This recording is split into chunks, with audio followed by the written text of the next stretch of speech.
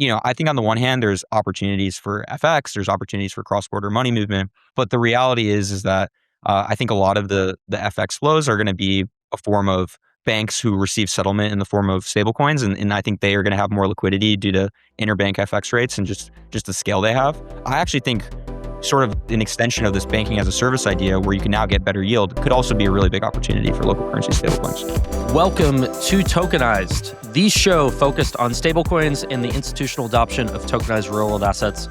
My name is Kai Sheffield. I'm the head of crypto at Visa. I'm your host for today. Simon is out of office, but we're joined by a fantastic stand-in co-host, my friend Noah Levine, partner at A16Z Crypto. Good to have you here, Noah. How you doing? Doing great. Excited to be back on the show. It's great. Last time Noah was on the show, he was on the Visa Crypto team, and so amazing to have him now, as an incredible investor at A16Z. If anyone is raising money in stablecoins, you should be talking to Noah. And then, in addition, we've got some amazing guests. Joining us is G Money, crypto OG, NFT enthusiast, vibe coder, vibe trader. G Money, welcome to the show. How are you doing? I'm good. Thank you for having me on. And our last guest is Michael Blau, CTO at Royal. Great to have you here, Michael. How are you doing?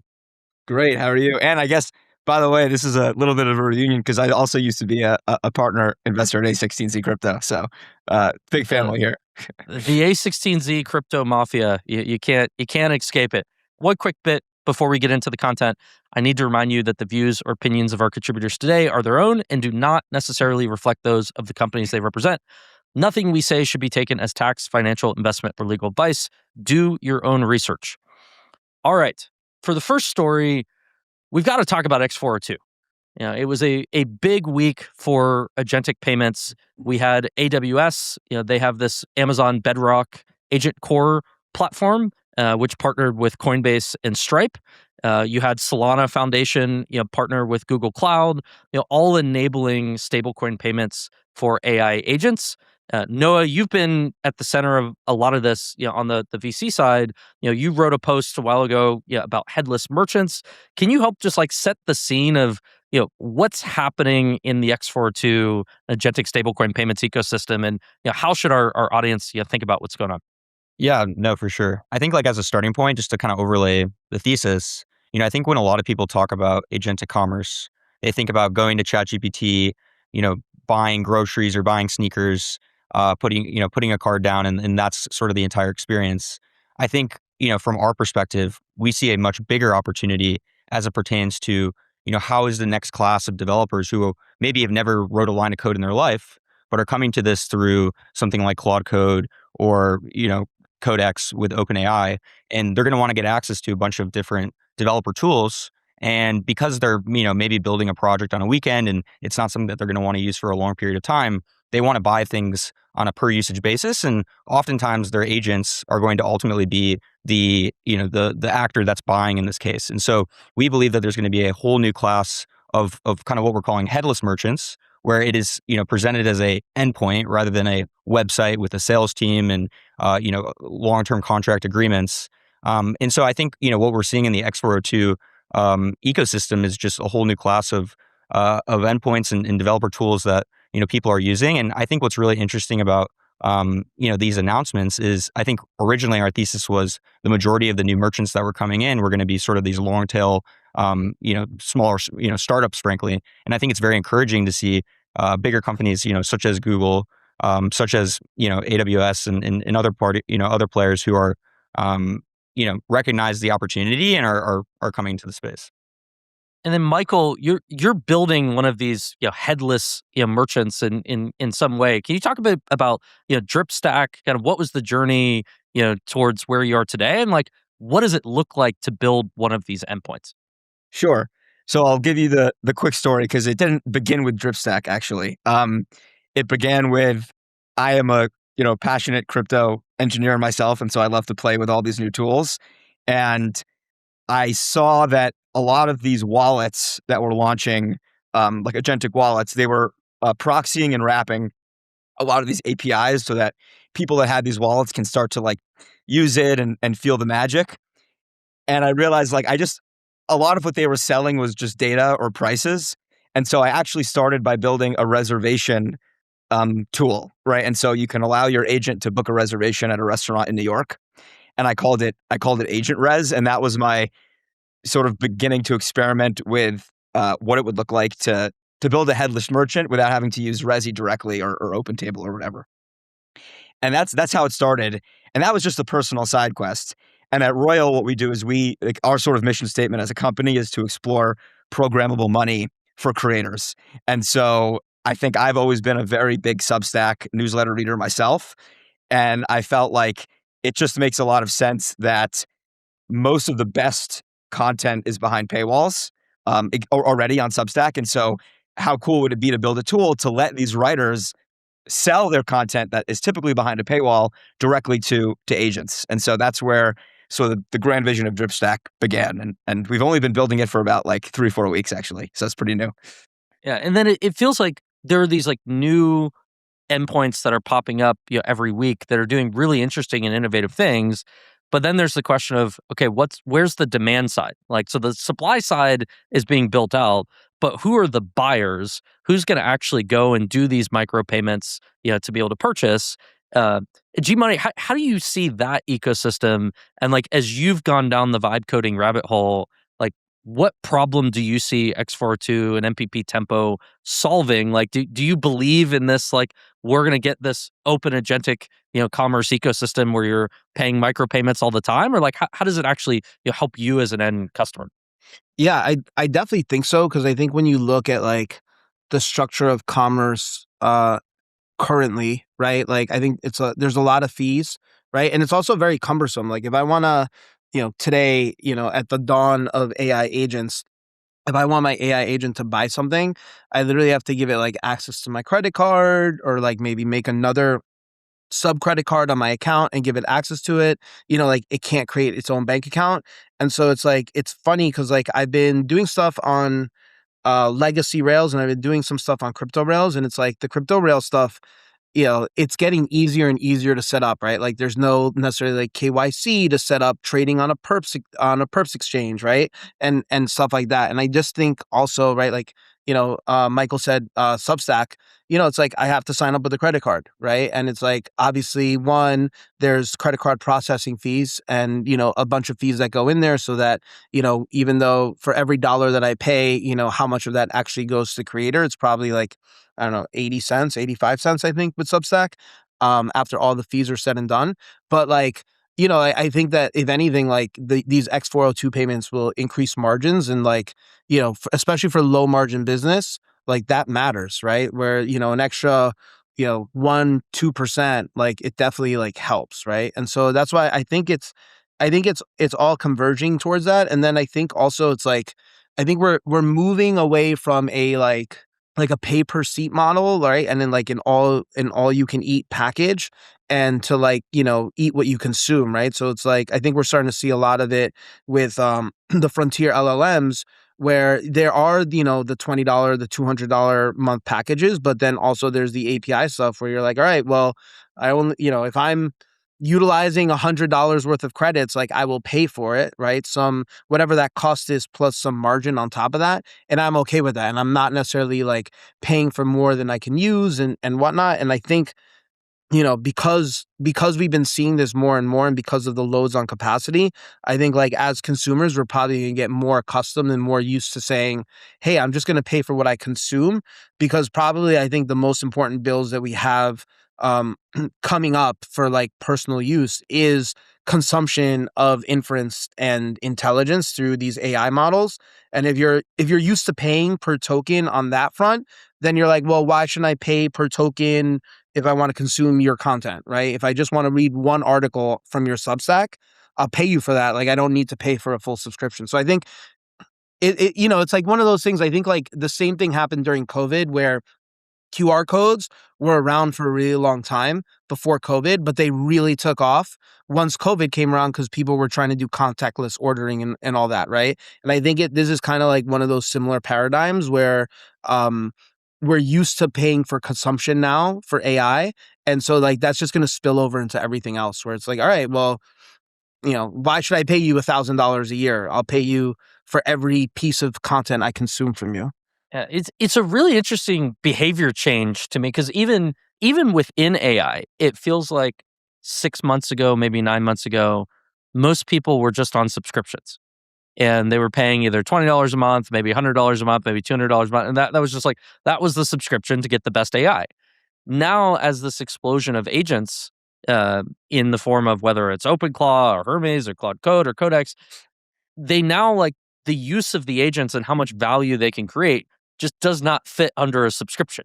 Like anyone who's like really, really token maxing, there is no subscription to get the demand that you want. And so we're now becoming accustomed to this pay as you go model that I'm like topping up credits every few days. It's my biggest expense personally. It's just buying credits on OpenAI and on Anthropic. And so it's a great point that like once you get that behavior change where people are used to like topping something up and then drawing it down rather than subscriptions, like how does that bleed over into other segments, whether it's creators, whether it's other types of developer tools. But Michael, go ahead. You were jumping in. Yeah, well, I got two things to say. One, sort of to comment on what you just said, and something else, which is who's the demand side today.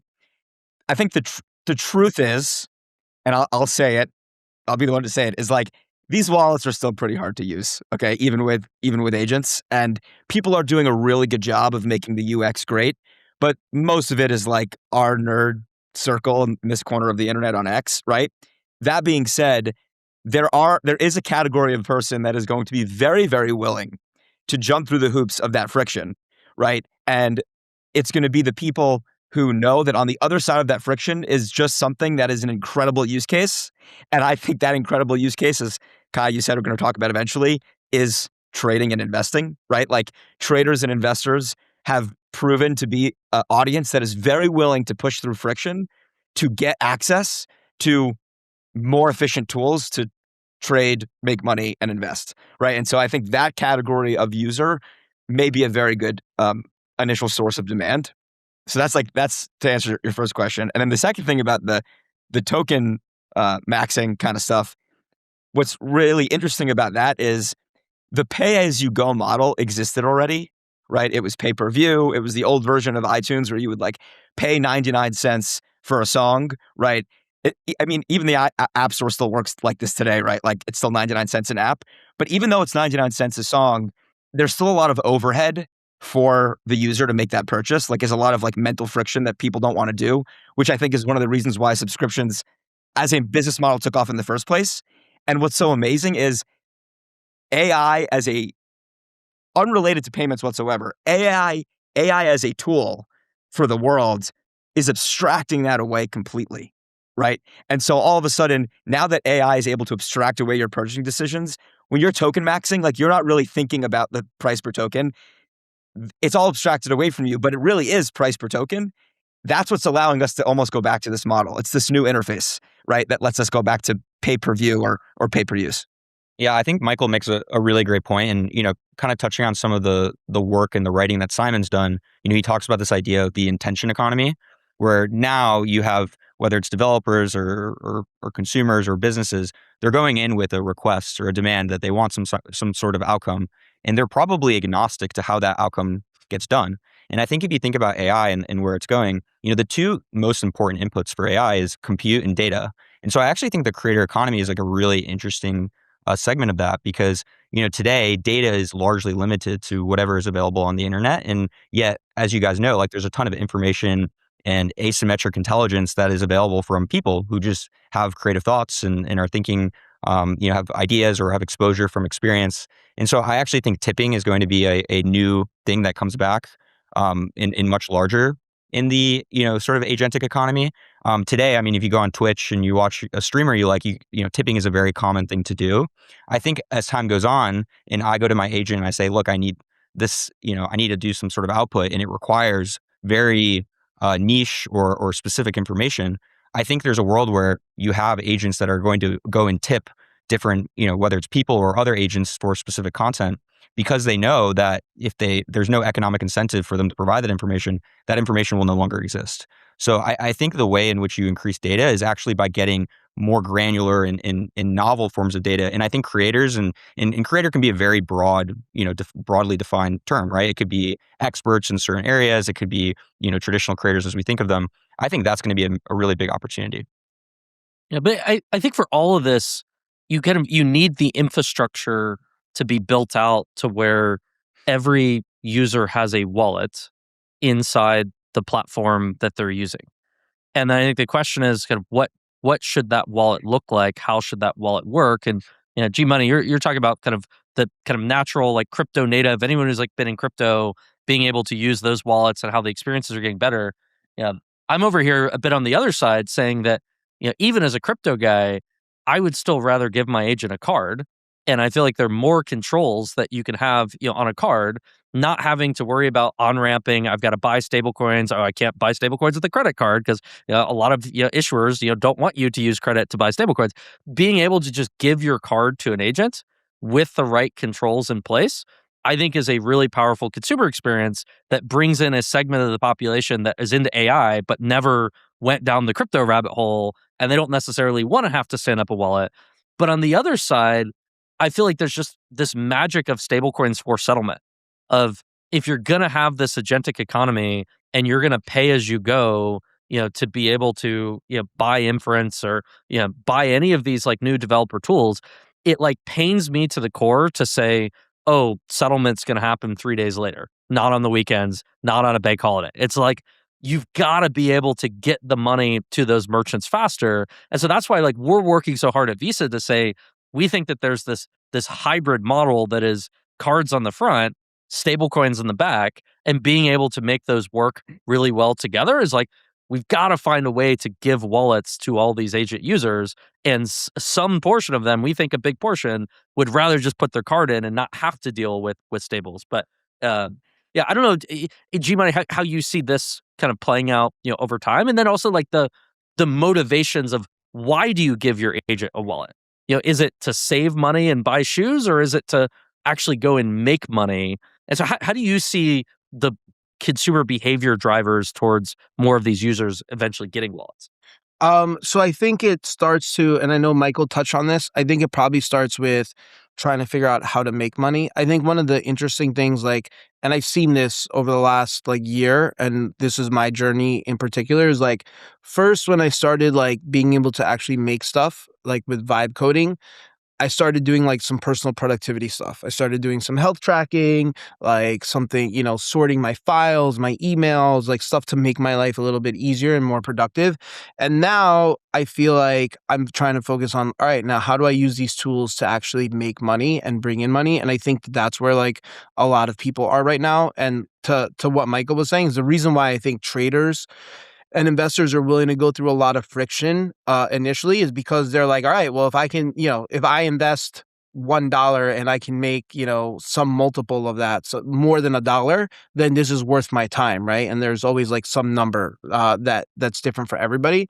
And so like that's kind of where I've been like focusing a lot of my time over the last like I'd say like 4 months is like, okay, cool. I now know how to like make myself more productive, but now like how do I bring in money, right? And how do I make money? Because I think that's one of the things. Like it's interesting. I was listening to the All In podcast over the weekend, and that's one of the things they were talking about too. Is like we've obviously seen an explosion in compute, a lot of capex spent on intelligence, but like what has that meant for earnings in the S&P? Has there been like operating margin expansion? Has there been an increase in revenues? We haven't seen that yet. It might be another 24 to 36 months before we actually do see that. But like that to me is like the key point that people are trying to figure out is like, if I have a $200 a month Claude subscription plan, can I make how much more than $200 can I make per month? Right. And I think that's like what people are trying to figure out. And I think the interesting thing is, as I spent more time, focusing on this is that like, we have 4 different people on this call. We would all utilize the same exact plan and the same exact model in entirely different ways to make money. Even though they might be similar, they'll be like entirely different, right? Because we all have like our unique experience, the things that we like to do and whatnot. So I think we're going to see an explosion of that. And I think that to me, that's kind of what I've really been waiting for to see more at scale. I've seen it here and there. I'd say the majority. I'm super curious what you guys have seen, because I'd say over the last couple of months, the people that I think are making the most money with AI are people that are teaching you and selling you how to make the most money with AI. And like, that's been probably the most profitable thing to do up until now. But it's like, how do I, we were talking about this before the call. It's like, I'm now an algorithmic trader, right? Like, I have like an algo that trades, and like, like we'll see. Like, the back test went good. I went live last week. I was comfortable with it. Like, I have no trading experience. I have no developer experience, right? Just my trading experience. And like, that's pretty cool. Like even 6 months ago, I wasn't able to do that on my own. So I think we're going to be seeing an explosion of this stuff. Yeah, so it's a good transition to the next story of MoonPay acquired Dawn, which Dawn is an applied research lab focused on artificial intelligence and financial markets. So they have the Dawn CLI, which is an AI native technology tool for trading. And so it enables anyone to build and deploy a trading strategy inside Claude Code or their agent.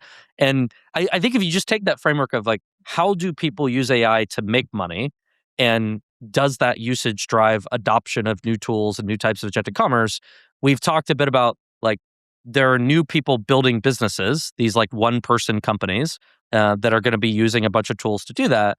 But then the other is this idea of like vibe trading and vibe investing, which is something like, I don't know about you guys, but like, yeah, I have a bunch of friends that are going really deep on how can you build a thesis and then execute that thesis into a portfolio, literally having the AI say exactly what you could trade, which seems like it's like a new behavior in capital markets. So Noah, how are you seeing like this concept of vibe trading and investing, like what that looks like? Yeah, for sure. I mean, I think it sort of represents the next generation of wealth management.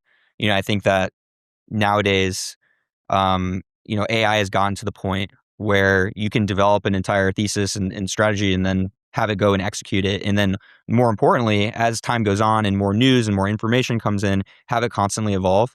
And so I think there's this convergence between the infrastructure that is supporting, what does agentic trading look like, with also the models themselves getting better and being more productive and being able to actually execute on those strategies. And so, I think that in the next few years, we're going to see a significant amount of new types of investment, not only investment vehicles, but also just like retail people who are actively building out strategies and executing them using AI.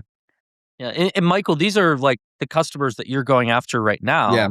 And so I feel like the skeptic in me would say, like, really, retail traders, they're going to try and just ask Chat GPT what to trade. Like, that sounds like a way to lose money. Like, is there a real like fundamental analysis opportunity that you're seeing people say, I'm going to build a long-term thesis, I'm going to get access to the right data and information to test that thesis? Like, how much is there like a real place for retail to play using these tools, or is it just it's pretending like you're trading, but at the end of the day, this is gambling and speculation, like everyone in crypto is used to? Let's rewind for a second. Let's forget about agents for a minute. So when you're a retail trader, or forget about retail trader, when you're a trader, you need three things, really. You need a place to execute your trade, all right? You need the live feed of data, so you know whether or not you're getting a good price. And then you need, let's say, the thesis, the opinion, what to buy, how to choose. Like, most people don't know. And the reality is that I have friends that don't use agents whatsoever, but what they will do is they will go to ChatGPT and they will say, what stock should I buy? And Matt Levine, a very famous financial blogger, writes a lot about this. And what's so funny is what ends up happening is when you ask ChatGPT that, like, it doesn't have necessarily any sophisticated knowledge other than like all the stuff that it's learned from the internet on Reddit and Wall Street Bets. And so what ends up happening is you have a lot of these people going to ChatGPT. They say, what stock should I buy? Matt Levine talks about this, where Chat will actually recommend everybody the same stock, and then they'll go buy it, and then it becomes self-fulfilling, right? It's like everyone's getting recommended the same thing from Chat because Chat's just looking at what people are talking about on Reddit, and then everyone's buying it, and then people are making money, and all of a sudden, wow, it's just like this amazing new agentic trading source, right? Of course, though, I mean, that's great because it's self-fulfilling, but that's not a very serious way for somebody to trade, right? And so the more serious analysis, the people that are let's say at the big banks that are doing equity research, or the new rise of the independent Substack writers or newsletters that do deep financial analysis on their own, all of that stuff is behind paywalls. And so one of the first questions that people ask me, I mean, I am a trader myself, but I have friends that want to get into it, is they're always like, where do I start? How do I know what to buy? Like, I don't even know what to do. They know how to download a trading app. They know how to get the real-time prices, but they have no idea where to start. And so part of what we're focusing on here, at least for DripStack, is we are focusing on these financial writers and the ability to synthesize across them, because it's giving these people a better source than just going to chat and just saying, like, what's everyone talking about on Reddit? With the caveat being, there is a valid reason to do that. Like, there's a lot of financial markets that are self-fulfilling. And so I completely understand that as like a total viable strategy. At the same time, if you want to get more serious and sophisticated, you're going to need access to these financial writers. And specifically, you're going to want to synthesize across them, because there are a lot of them. And so even then, it's like, which one do I subscribe to? Who do I talk to? It's hard. It's like too many decisions. G, what does this mean for crypto trading? I feel like I can argue two different sides. I could argue that this is somewhat bad for crypto trading, given that the like hot ball of speculative money is now going into equities and commodities and using agents to create like sophisticated strategies to invest in space data centers and all sorts of like emerging tech. I could also argue that it's good for crypto trading because crypto exchanges, like you said, have lower barrier to entry. You could set up an automated strategy on Hyperliquid, and like it's harder to do that on some of the existing exchanges. Do you think that this like trend in vibe investing is going to drive more growth in volume of people trading crypto again? Or is it really it's the crypto traders who are using these tools to trade traditional markets, in other types of assets? What are you seeing? I definitely think it's going to lead to an increase in crypto trading, but not necessarily in tokens and, in equity stock, RWAs, perps, whatever. I've already found myself, even though structurally, the first stuff I built out was for equities, just because I know there's a lot of liquidity there. I know exactly how that market works, but like I'm becoming more and more interested in trading stuff, on crypto rails, like through perps and stuff like that. Obviously, the market's still not nearly as mature because it just kind of got started within the last 12 months. But I definitely think you're probably going to see that. Like, I mean, I think you already see that with equities, in that, now people are trading stocks in Asia. Korea just opened up to like US investors recently, and all this stuff. And you see people that are trading overnight in Asia that, like I think before, years ago when I used to trade, I mean, you needed to have like a pretty big institutional account in order to be set up to trade anywhere in Asia. And I focus a lot on just US equities, some European, but like I think it's becoming more and more global. But I think that stuff is going to come on chain. I think you just see, ICE, NYSE, all these exchanges, trying to offer 24-hour trading, 24/7. I don't know if that's like the best idea, because I do think that one of the things I liked when I was trading was being able to kind of, close down on Friday afternoon and, not have to worry about stuff until Sunday. And, be at your desk and whatnot. So I think that like that's kind of needed for no burnout. But yeah, I mean, I think we're going towards, for me, like I think like the overall macro trend is we're going towards trading / gambling on everything in a 24/7 environment. And I think crypto's set up specifically for that. Yeah. So Noah, do you see like when we think about tokenized RWAs, and while the technology of a blockchain can be more efficient than traditional ledgers, like what is the demand side driver of why would you purchase a tokenized version of a stock versus a traditional version of the stock? Like is AI going to be kind of part of that, and that there are new types of agentic asset management that work on tokenized stocks that don't work on traditional stocks? Like how do you see those intersections coming together? For sure. So I think there's an AI component, but even taking a broader step back, I think from my point of view, the growth of tokenized assets is going to largely come as a byproduct or a second order effect of the growth of stablecoins. I think we're seeing that there is a whole new class of fintechs that are providing access to dollars globally, where people are getting paid in local currency. They're converting to a stablecoin or collecting directly into these fintech products. And then they're using it to save value. Maybe they get a stablecoin linked card so that they can go and pay. And I think the next natural question that you ask is, well, how can I use those funds to invest? And the easiest way to access an investment product, if you're holding a stablecoin, would be through something that sits on the same ledger. So I think that is where a lot of the demand is going to come for tokenized assets, is going to be an extension of stablecoin, stablecoin native fintechs.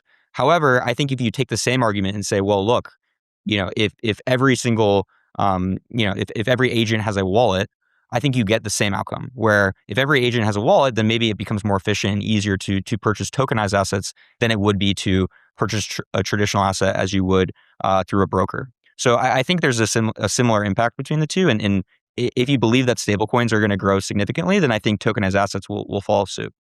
Yeah, so we're going to move on to the next story in a minute. But before we do, I can't help myself of, what about NFTs?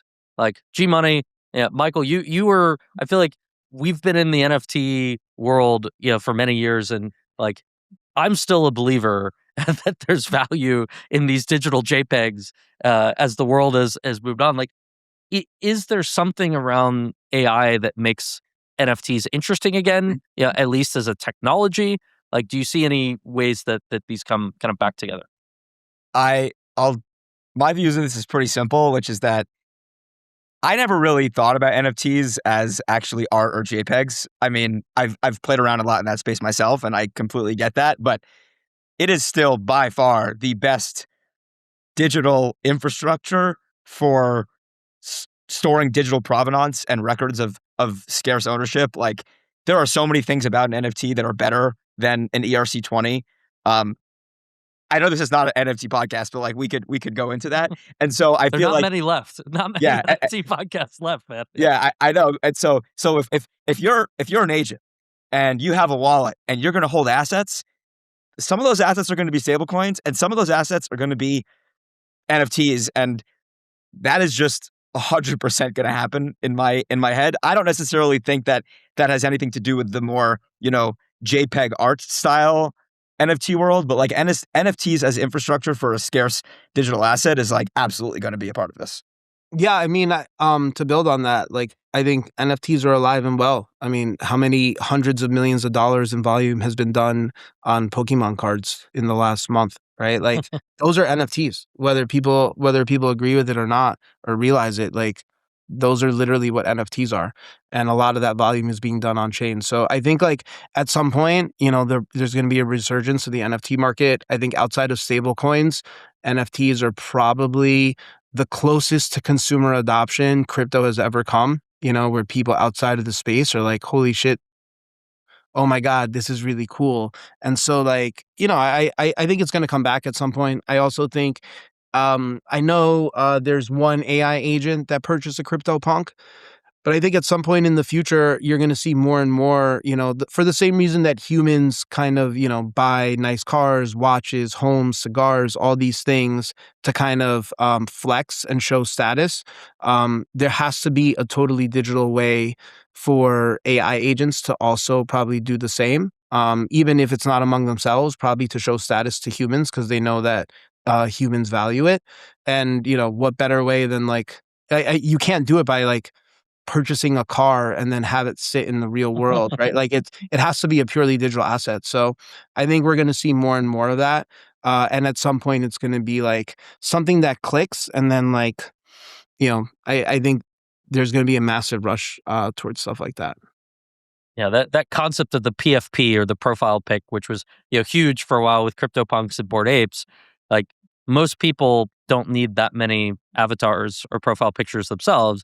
Now you see people that are like spinning up fleets of agents And it seems like a pretty common practice that they're giving agents names and identities, and they're giving profile pictures. So I've found myself creating PFPs for agents that I have on Telegram. And I'm like, this actually makes more sense than I having like that idea. PFPs for humans. So it'll be fun to see. But before we get into the last story, let's hear from the sponsors that made Tokenized possible.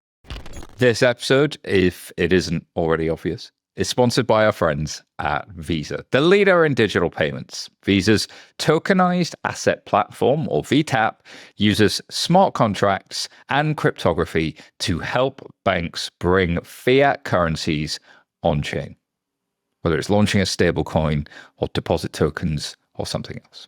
VTAP allows financial institutions to issue fiat-backed tokens, improving financial efficiency and enabling programmable finance.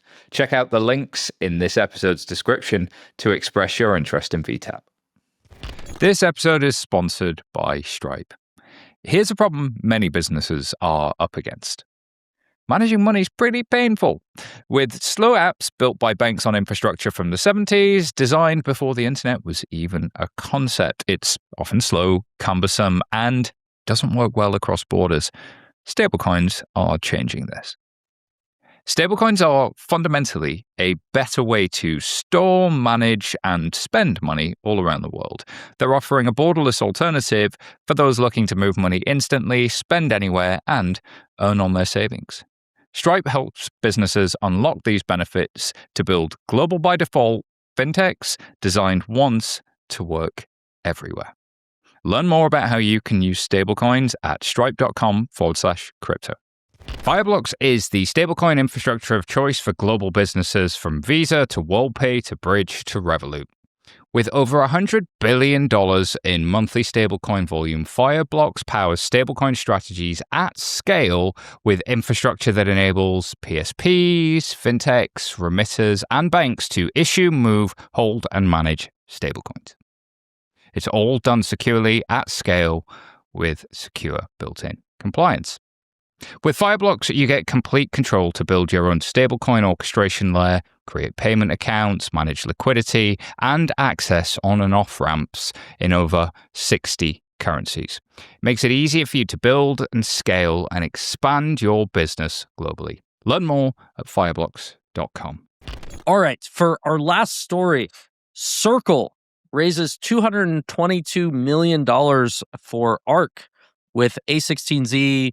Crypto is the lead investor, along with BlackRock, Apollo, ICE, Intercontinental Exchange, Standard Charter, and ARK Investments. This is possibly, or I believe, one of the first publicly listed companies to launch a token separate from the company and raise money for it. So there's some really interesting kind of novel things that are happening here. Noah, A16Z Crypto led the round. Can you talk more about your view on ARK, how you see the potential there in this structure? Yeah, for sure. So, I think just taking a step back, our general point of view is that stablecoins have become one of, if not the largest, products with product market fit in crypto. Stablecoins are over $270 billion of supply. Obviously, Genius Act, which got passed last summer, provides regulatory clarity for stablecoin issuance. We're seeing it being used in all kinds of different use cases, whether it's cross-border money movement, B2B settlement. It's clearly hit an inflection point and has grown significantly. And I think at least my point of view is that a lot of the next generation of crypto adoption is going to come a lot more from institutional adoption rather than just retail traders. And I think, and Kai, you know this very well, through many conversations with banks and asset managers and fintechs, there's, I think, a specific set of features that they, demand or require in order to go on chain. Things like, they don't want to pay gas in a volatile, crypto token. They'd rather pay in stable coins, something that's more reliable. They want, high throughput, low fees. They want things like privacy. And so, I think it's likely that with, a lot of new institutions coming in, some of these more payment specific or institutional specific blockchains are likely to see a lot of growth. And so, I think part of it is a factor of the vision that they have and what they're building towards. But also, I think it's very much a bet on Circle themselves. USDC is one of the leading regulated digital dollars globally. Jeremy and the entire team is great. I think that, we think they have an amazing vision for the company and, have been very thoughtful throughout the, entirety of building the business. And, so I think a lot of it has to do with the team and how much we believe in them, but then also the direction of travel of where stablecoins are going. Yeah, and congrats to the Circle team. I think, to me, one of the most interesting parts of ARC has been their focus on non-USD stablecoins and on-chain FX, which it's interesting that it seems like Circle made an explicit decision to say we're going to have USDC and EuroC, and that's it. Circle is not, at least today, I'm not aware of any other non-USD stablecoin that Circle has created. So the question is, are we going to live in a world that has every dollar come on chain? And if Circle's not going to be going and creating every dollar, can ARC become this ecosystem where USDC can be paired against other non-dollar stablecoins and have this instant on-chain FX? So I know, Michael, how do you guys think about non-dollar stablecoins? Is there a role for them? Do you view this as we wake up 5 years from now and it's still 99.9% dollars and it's just everyone is using dollar stablecoins? Or are there these use cases where you need a non-dollar and having chains like ARC enabling some of the on-chain FX will play a role? I think about this from really two perspectives. One is the broader macro question of strength of the dollar and how that looks over the next 20, 50 years. And so today it's the winter. We have no idea what's going to happen. What the new currency of, the intermediate currency for transactions and liquidity will be in the world. And so that might happen. But honestly, as an engineer and a developer building in the space, I think about just one thing, and it's liquidity. And so I'm building on stablecoins, and one of the reasons why I'm building on stablecoins it's actually not for the instant settlement, and it's not for the microtransactions, because although we get all that for free, right? It's actually it's the integrations, right? It's the integrations with DeFi, it's the integrations with the yield source, and all of that. And so if there's a world where there is another stablecoin, maybe it's EuroC or something else that actually has a lot of liquidity and support across DeFi and my users, I will be more than happy to integrate it. But right now, I'm just going where the most liquidity is, and so that's just more of a technical, go to market and product roadmap type thing more than anything else. To build on that, I think kind of what we've seen in most markets, and especially in crypto and in stables, is that it's almost like a winner take all, right? And even within the stablecoin market itself of US stables, right, it's just a few key players that do a ton of the volume. And I think that is going to continue for the most part for the foreseeable future.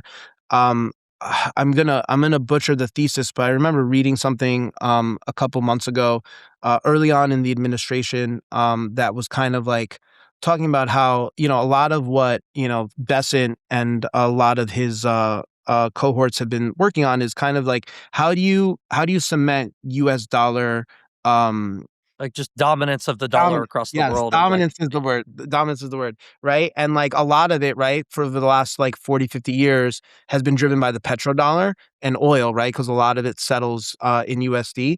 And, kind of what the administration has taken is a lot of really proactive steps of how do you do that now for crypto? Because there's obviously a lot of crypto flows going in there. A lot of demand for US treasuries is now coming for crypto. I think crypto companies, these US stablecoins are, I think at this point now, the largest buyer of US treasuries. So, I think to give this administration a lot of credit is I think they understood that really early. And I think now a lot of governments around the world are also starting to understand that. But, exactly to what Michael was saying is if I'm a developer creator in Africa, I don't necessarily want my local currency because that might not have enough liquidity, but I know USD has a lot of liquidity, and then I can pay almost all my expenses with that, right? So it's almost, liquidity begets more liquidity. And, I think we'd have to see, what currency leads to long-term dominance is probably definitely well out of crypto's control, and is more of a thing of geopolitics that will play over the course of, decades and centuries. Yeah, no, what's your take on the reaction of there's still the question of like, what do you do if you're government or central bank and you don't necessarily want to lose your monetary sovereignty? You don't want dollars, taking over. Like, what are the options that they have? Yeah, so I guess I'll answer that question by also kind of answering the previous question. And I'm going to say something that's like kind of crazy or controversial, but I actually think one of the biggest use cases for local currency stablecoins could actually be store of value. And the reason I say that is I was talking to, I was in Miami for Consensus last week, and I was talking to a founder who has a pretty big stablecoin neobank in multiple countries in Latin America, and they have local currency stablecoins on their platform. And I was asking, why, what's the demand? Why do people want this? And he was saying that like the thing you have to understand is there are certain markets where the inflation is 5, 6, 7%, but the yield that you get on underlying treasuries is like 15%. And so by becoming the issuer of the stablecoin, they can actually, take local currency, invest that in treasuries, get a very significant amount of yield, and then pass the majority of that to their customers. And so, I think when people think about holding local currency stablecoins, they're worried that like this is going to devalue significantly. I'm going to lose a lot of money.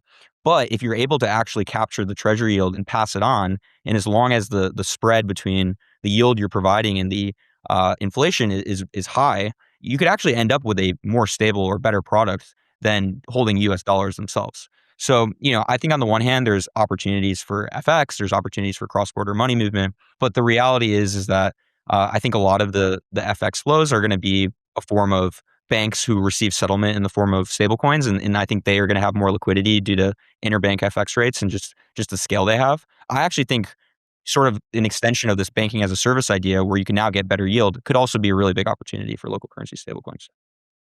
Yeah, super interesting. And in just democratizing access to treasury yield is like a really interesting concept that in a lot of emerging markets, I would imagine most day-to-day consumers are not holding treasuries. They're just holding currency.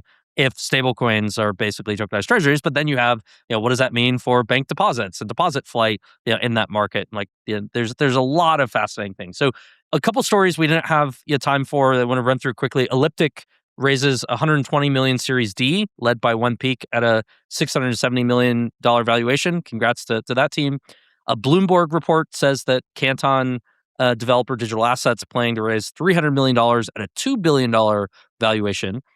BlackRock, JP Morgan launched tokenized money market funds. This is an interesting one. Coinbase becomes Hyperliquid's official USDC treasury deployer as USDH sunsets. And then Turnkey, raises $12.5 million and round backed by Circle Ventures and Sequoia Capital. Congrats to the Turnkey team. Big fans of Bryce and the folks there. Well, thank you so much for listening.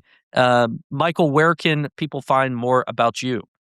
Yeah, so you could follow me on X. So my handle is @BlauYourMind. My last name, Your Mind. And if you want to check out what we're working on with agentic payments and agentic commerce, it's dripstack.xyz, and trydrip is the X handle to check it out and learn more. And what about you, G? You can find me on Gmoney NFT on all social media platforms. And you, Noah? nlevine19 on X. And you can find me at Kai Sheffield on X and visa.com/crypto. If you haven't already, please subscribe to Tokenized on Apple, Spotify, or wherever you listen to your podcasts. If you enjoyed this and you want more, leave us a review. It really helps us. Thank you all for listening. Bye for now.